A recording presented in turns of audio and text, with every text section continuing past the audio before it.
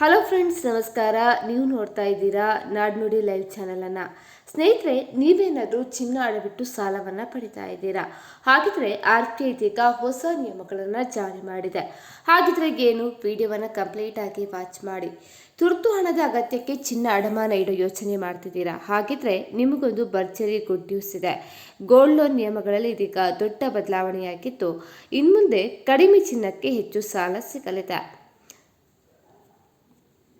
ಇಲ್ಲಿಯವರೆಗೆ ಬ್ಯಾಂಕ್ಗಳಲ್ಲಿ ಅಥವಾ ಹೊರಗಡೆ ಫೈನಾನ್ಸ್ಗಳಲ್ಲಿ ನೀವು ಚಿನ್ನ ಇಟ್ಟರೆ ಆ ಬಂಗಾರದ ಒಟ್ಟು ಮೌಲ್ಯದ 75% ಮಾತ್ರ ಸಾಲವಾಗಿ ಸಿಗ್ತಾ ಇತ್ತು. ಆದರೆ ಏಪ್ರಿಲ್ 1ರಿಂದ ಈ ರೂಲ್ಸ್ ಬದಲಾಗಿದೆ. ಹೊಸ ನಿಯಮದ ಪ್ರಕಾರ ಇನ್ಮುಂದೆ ನಿಮ್ಮ ಚಿನ್ನದ ಮೌಲ್ಯ 85% ಹಣವನ್ನು ಸಾಲವಾಗಿ ಪಡಿಬಹುದು.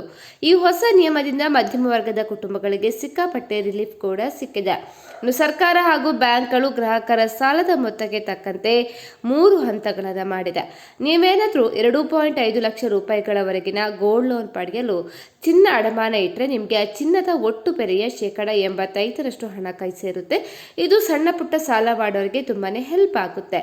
ಒಂದು ವೇಳೆ ನಿಮ್ಮ ಸಾಲದ ಅಗತ್ಯ 2.5 ಲಕ್ಷ ರೂಗಳಿಂದ 5 ಲಕ್ಷದ ರೂವರೆಗೆ ಇದ್ರೆ ಆಗ ನಿಮಗೆ ಚಿನ್ನದ ಮೌಲ್ಯ 80% ಹಣ ಸಿಗುತ್ತೆ.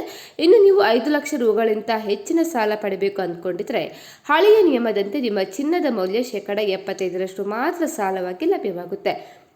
ಇದನ್ನ ಒಂದು ಸಿಂಪಲ್ ಲೆಕ್ಕಾಚಾರದಲ್ಲಿ ಹೇಳಬೇಕಂದ್ರೆ, ಮೊದಲು ನೀವು 5 ಲಕ್ಷ ರೂಪಾಯಿ ಮೌಲ್ಯದ ಚಿನ್ನವನ್ನ ಅಡಮಾನ ಇಟ್ಟರೆ ನಿಮಗೆ ಕೇವಲ 3.75 ಲಕ್ಷ ರೂಪಾಯಿ ಮಾತ್ರ ಸಾಲ ಸಿಗ್ತಾ ಇತ್ತು. ಆದರೆ ಹೊಸ ನಿಯಮದ ಪ್ರಕಾರ ಅದೇ 5 ಲಕ್ಷದ ಚಿನ್ನಕ್ಕೆ ಈಗ ನಿಮಗೆ 4 ಲಕ್ಷ ರೂಪಾಯಿಗಳವರೆಗೆ ಸಾಲ ಸಿಗುತ್ತೆ. ಆದರೆ ನೇರವಾಗಿ 25,000 ರೂಪಾಯಿ ಹೆಚ್ಚು ಹಣ ನಿಮ್ಮ ಕೈ ಕೂಡ ಸೇರುತ್ತೆ. ಇನ್ನು ನಿಮಗೆ ಕೊಡೋ ಸಾಲದ ಮೊತ್ತವನ್ನು ಬ್ಯಾಂಕ್ಗಳು ಹೇಗೆ ನಿರ್ಧಾರ ಮಾಡ್ತವೆ ಅನ್ನೋ ಕುತೂಹಲ ನಿಮಗಿರ್ಬೋದು. ಬ್ಯಾಂಕ್ಗಳು ಕಳೆದ 30 ದಿನಗಳ ಸರಾಸರಿ ಬೆಲೆ ಮತ್ತು ಹಿಂದಿನ ದಿನದ ಮಾರ್ಕೆಟ್ ಬೆಲೆಯನ್ನು ಆಧಾರವಾಗಿ ಇಟ್ಕೊಂಡು ಚಿನ್ನದ ಮೌಲ್ಯವನ್ನು ಲೆಕ್ಕ ಹಾಕ್ತವೆ. ಸ್ನೇಹಿತರೆ, ಈ ಬಗ್ಗೆ ನಿಮ್ಮ ಅನಿಸಿಕೆಯನ್ನು ಕಮೆಂಟ್ ಮಾಡಿ ತಿಳಿಸಿ. ಅದೇ ರೀತಿ ನಮ್ಮ ಚಾನೆಲ್ ಅನ್ನು ಕೂಡ ನೀವು ಸಬ್ಸ್ಕ್ರೈಬ್ ಮಾಡ್ಕೊಳ್ಳಿ.